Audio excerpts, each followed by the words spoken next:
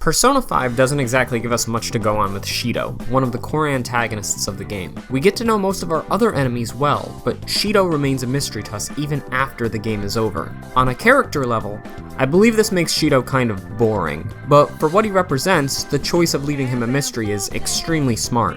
Behind the story, Shido has a lot going on with his design. Let's start simple with just his name, Masayoshi Shido. The kanji in the name Masayoshi translates to justice, and the kanji in the name Shido translates to lion child. Both of these names lead into more about Shido, but the least significant one is Masayoshi. Everyone knows Shido's concept of justice is just a little bit screwed up. But what's so important about the name Shido, or lion child? Shido is the embodiment of pride, exactly what we'd associate with a lion. Pride is considered to be the strongest and most awful of the cardinal sins, even referred to as the father of all sins. C.S. Lewis writes in Mere Christianity that pride leads to every other vice. Now, this could be interpreted in such a way that's extremely abstract, but my belief is that it's much more simple than that. We just need to look at Shido's past actions to see how he birthed the other sins.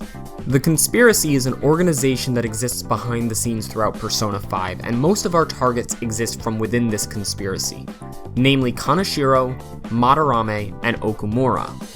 Kaneshiro is the embodiment of gluttony, Madarame the embodiment of vanity, and Okumura the embodiment of greed. Shido, the birther of sin, surrounds himself with individuals indulging in these lifestyles, thus altering their cognitions in the process. To briefly sum up the financial backers of the conspiracy, Kaneshiro's gluttony is shown to us with his constant want for more money to indulge himself in. This differs from Okumura's greed, because Kaneshiro's lack of ambition. Okumura hurts others, specifically his daughter Haru, with his greedy behavior, arranging her to marry Sugimura solely for money, ignoring the type of trash that he is. And finally, Madarame's vanity is outlined in his extortion of his art pupils for his own gain, even allowing one of them to die. Thus, Shido births gluttony, vanity, and greed. The next sins on this list would be Futaba's apathy and Wakaba's wrath. It's easy to notice that the reason for Futaba's apathetic behavior is directly related to the murder of her mother by the hands of Goro Akechi, by the orders of Shido himself. Wakaba herself wasn't inherently wrathful, but it was the cognition that Futaba formed of her that was. The Wakaba that hated her own daughter because of Goro Akechi's fake letter. Thus Shido births apathy and wrath. Next is Sae Nijima, the embodiment of envy.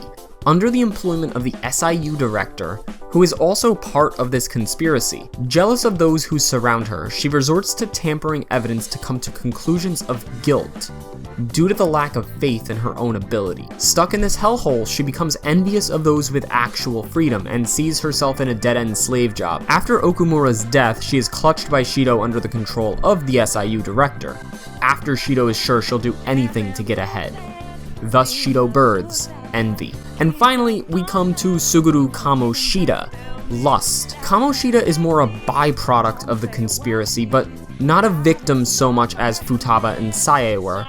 Kamoshida gets away with his dirty deeds within Shujin Academy, which include physically, emotionally, and sexually abusing students, all because of Principal Kobayakawa's mentality. Kobayakawa is indeed involved in the conspiracy, and while his defense of Kamoshida is more for the reputation of Shujin Academy, this directly gives Kamoshida the okay to continue doing what he's doing. Thus Shido births lust.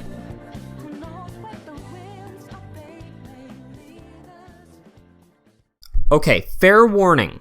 I'm probably going to butcher a lot of the names coming up. If pride wasn't enough, Shido also is the literal representation of Archangel Samael. For the most part, the rest of the conspiracy also holds demonic power within them, but Shido is one of only two archangels, the other being Azazel, or Madarame. Since Madarame embodies vanity and Shido pride, we can start to see a link as to why they're the only archangels in the conspiracy. Vanity and pride are often confused, much like that Azazel and Samael have a history of being mistaken for each other. However, Azazel is also seen as Satan's right hand by the Seventh-day Adventists.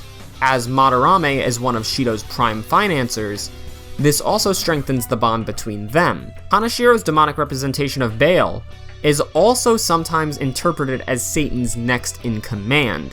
The other archangels we see present only exist within the Qliphoth world: Michael, Gabriel, Raphael, and Uriel, the 4 archangels of the cardinal directions.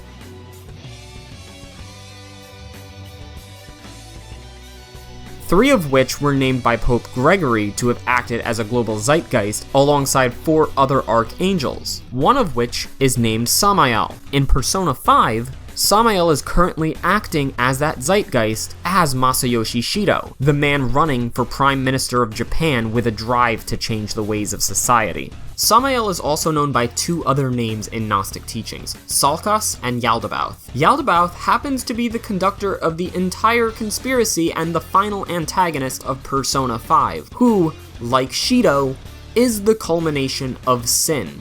Effectively, this makes Shido a symbolic god on Earth. Gnostics believed in Jaldabaoth, the demiurge, as they called him, being antagonistic to the will of the Supreme Being. In the Gospel of Nicodemus, Jaldabaoth is named Satan, and in Judaism, Samael is considered Satan's proper name. The Supreme Being that Jaldabaoth acted in the shadow of was unknown to man. Perhaps that was the goal of Masayoshi Shido. Perhaps that is why he's such a mystery. Maybe Shido himself is also Jaldabaoth, or at least that's who his shadow also exists as. Or maybe Shido is the next coming of Jaldabaoth. The further we keep going, the more of an enigma Shido will become. There are a lot of specific examples that can be drawn from all of these stories to connect Shido with the conspiracy, but this is all just the general idea of who he may be, and why he may have been concealed as such a mystery to us. These deities are interpreted dozens of different ways in dozens of different teachings, and no one way is in turn correct.